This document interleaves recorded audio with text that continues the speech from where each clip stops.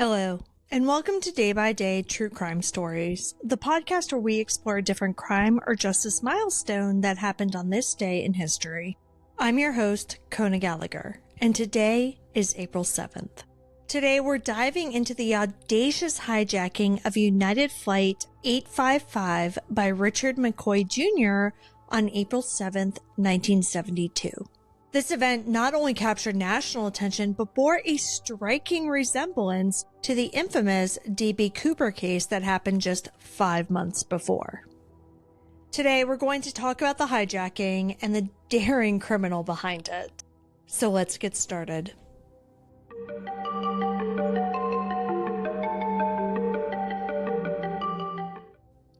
Richard Floyd McCoy Jr. was a man of striking contradictions. He was at once a war hero, a devout Mormon, a devoted family man, and a calculated criminal. He was born on December 7th, 1942, in Kinston, North Carolina, into a working-class family. From early on, McCoy was drawn to adventure. He had a passion for aviation and a strong sense of duty, which are traits that would come to define both the brightest and darkest chapters of his life. His path eventually took him west to Brigham Young University in Provo, Utah. It was there that McCoy converted to Mormonism. He later married Karen Burns, a fellow Mormon. The two built a quiet life in Provo, raising their children in a close-knit community. Friends and neighbors also saw him as a model citizen. He was respectful, hardworking, and deeply committed to faith and family. But despite appearances, McCoy wasn't content to settle into a conventional life. When the Vietnam War escalated, he enlisted in the U.S. Army and joined the elite Green Berets.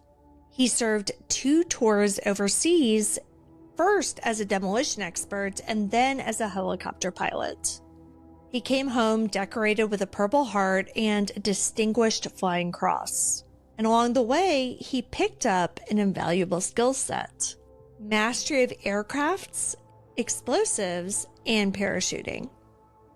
Back in Utah, McCoy tried to channel his experience into a career in law enforcement.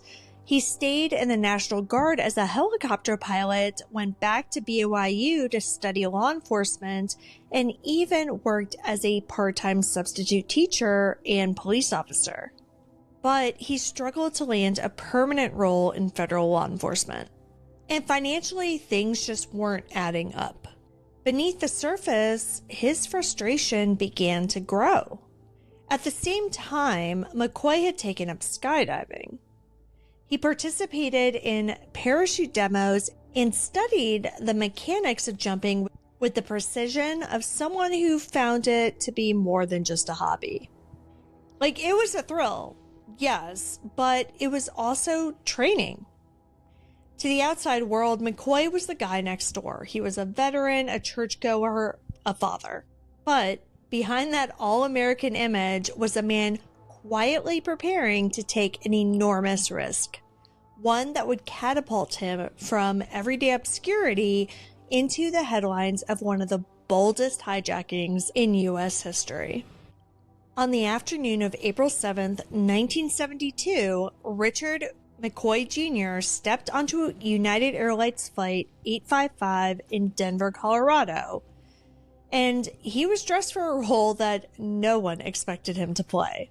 He wore a wig, sunglasses, and a fake mustache, his version of a disguise. In his hand was a briefcase that looked unremarkable, but inside it carried the illusion of deadly intent: a fake grenade and an unloaded pistol. To the passengers and the crew around him, he appeared to be just another traveler. But in reality, he was about to hijack a plane in one of the boldest copycat crimes the country had ever seen. Shortly after takeoff, as the Boeing 727 soared above the Rocky Mountains, McCoy made his move. Calmly, he handed a note to the flight attendant. The note said that he had a grenade, a gun, and he wanted $500,000 in cash, plus 4 parachutes, just like the mysterious D.B. Cooper had requested 5 months earlier. The parallels were not subtle. McCoy was mirroring Cooper's legendary heist almost detail for detail. To prove he wasn't bluffing, McCoy opened his briefcase, showing the flight attendant the grenade and the gun. Even though both turned out to be non-functional, they looked real enough in the moment. And he gave clear instructions. The money was to be placed in a duffel bag.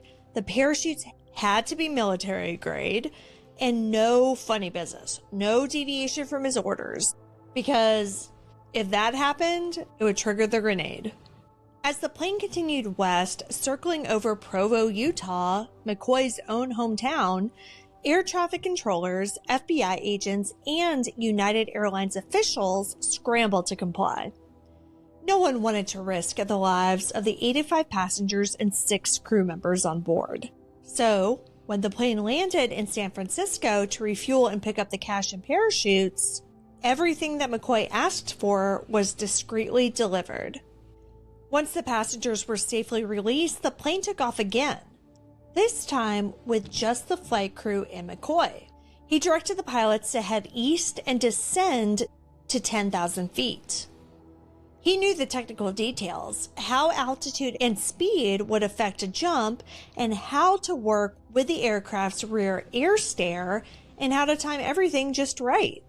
Around 8:30 p.m., flying over the Utah desert, McCoy made his move. He had the pilots slow the aircraft to 200 knots and depressurize the cabin. Then, with the rear air stair extended mid-flight, he vanished into the night, parachuting out of the back of a moving jetliner into the darkness, just like D.B. Cooper had done before him. The crew, shaken but safe, brought the plane in for a landing. The hijacking stunned the country, but McCoy's escape, as bold as it was, had a ticking clock. And the countdown had already begun. The hunt for the man behind the hijacking of United Airlines Flight 855 was focused and relentless. Just months earlier, the infamous D.B. Cooper had vanished into the Pacific Northwest after pulling out an eerily similar crime. The FBI was still smarting from that embarrassment, and this time they had no intention of letting another skyjacker slip through their fingers.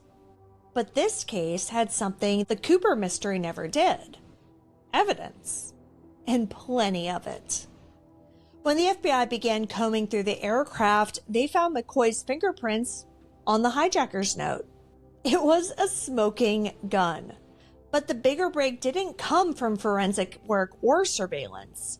It came from people who knew McCoy personally. Just 2 days after the hijacking, on April 9th, 1972, a fellow National Guard member came forward with a gut feeling that he couldn't shake. He told agents that he found it odd that McCoy had been absent around the time of the hijacking. And even more suspicious were the comments that McCoy had made recently. He had talked, almost casually, about D.B. Cooper and how sloppy the hijacking was. He even joked that he could have done it better. The tip lit a fire under the FBI. They started looking at McCoy's background. War hero, helicopter pilot, skydiving expert, it all lined up too well. Then came another piece of the puzzle: his wife, Karen. At first, she told investigators that Richard had been flying a helicopter training mission on the day of the hijacking. But as the pressure mounted and questions got more specific, her story started to unravel. Eventually, she let slip a few crucial details, just enough to push the investigation over the edge. Armed with a warrant, agents descended on the McCoy home in Provo, Utah. What they found left no room for doubt. In a green duffel bag tucked away inside of the house, agents discovered $499,970, the exact amount handed over during the hijacking. Nearby were other damning items: a jumpsuit matching crew descriptions, a parachute identical to the one that the hijacker used to jump, a .45 caliber pistol, and a typewriter, the same model used to type the ransom note. And just in case there was any uncertainty, the fingerprints that were lifted from that note, they match Richard McCoy's perfectly. That same day, less than 48 hours after the hijacking, the FBI arrested him without incident. But McCoy stuck to his story, at least at first. He offered alternative explanations for the evidence and insisted on his innocence. But the mountain of proof was impossible to ignore. He was charged with air piracy and interfering with a flight crew, which were serious federal offenses that carried decades behind bars. During the trial, prosecutors painted a damning portrait. A man with military-grade skills who used his training not to serve, but to hijack a commercial jetliner for personal gain, risking the lives of more than 90 people in the process. Despite his initial denials, McCoy was convicted and sentenced to 45 years in federal prison. It was a high-profile win for the FBI, particularly as the Cooper case remained unsolved. But the comparisons didn't end there. McCoy's crime was so meticulously modeled after Cooper's that some began to wonder, could he have been Cooper all along? The FBI looked into it and weighed the similarities, but in the end, they dismissed the theory. But for many, the coincidence still lingered. Richard McCoy was no longer a war hero or a Sunday school teacher. He was a convicted hijacker, but he wasn't quite done making headlines. Even after being sentenced to 45 years in federal prison for the skyjacking of United Airlines Flight 855, Richard McCoy Jr. wasn't ready to disappear quietly behind bars. In fact, his next act would rival his dramatic hijacking. Just 2 years into his sentence, McCoy managed to pull off something most prisoners only dream of: a brazen escape from one of the country's most secure federal penitentiaries.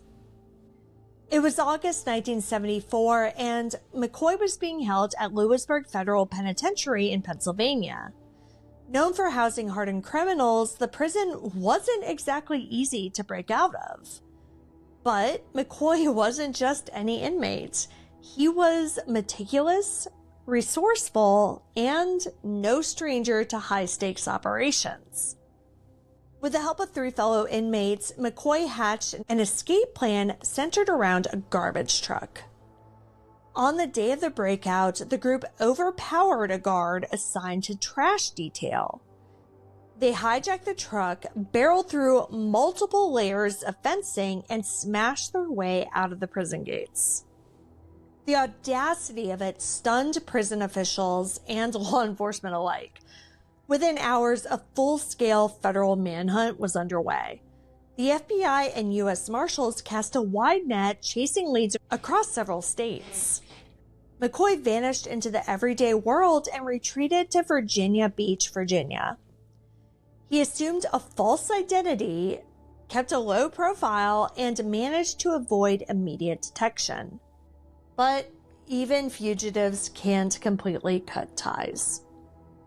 It was a tip from someone he knew, a slip, a moment of misplaced trust that ultimately betrayed him. On November 9th, 1974, just 3 months after his escape, the FBI tracked McCoy to a quiet suburban home in Virginia Beach. Agents surrounded the house and prepared to take him into custody. They were hoping for a peaceful resolution, but that's not how it ended. According to FBI accounts, when agents moved in, McCoy resisted. He allegedly reached for a weapon, which prompted a firefight. When the dust settled, Richard McCoy Jr. lay dead. He was just 31 years old. His death did not come without controversy. Some questioned whether the use of lethal force had been necessary and argued that McCoy may have been trying to surrender. But others saw it as the inevitable conclusion to a life lived on the edge, a man who had defied the rules too many times and finally paid the price. McCoy's legacy endures in the annals of American crime. He was an unforgettable figure who lived a life full of contradiction and whose final chapter closed with the same kind of explosive intensity that marked the rest of his story. Thank you for joining me on today's episode of Day by Day True Crime Stories.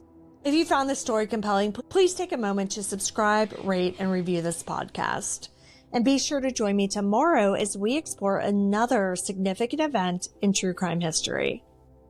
Until then, stay safe and remember that behind every headline is a life worth remembering.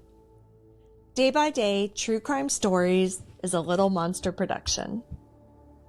Hey, you can do it!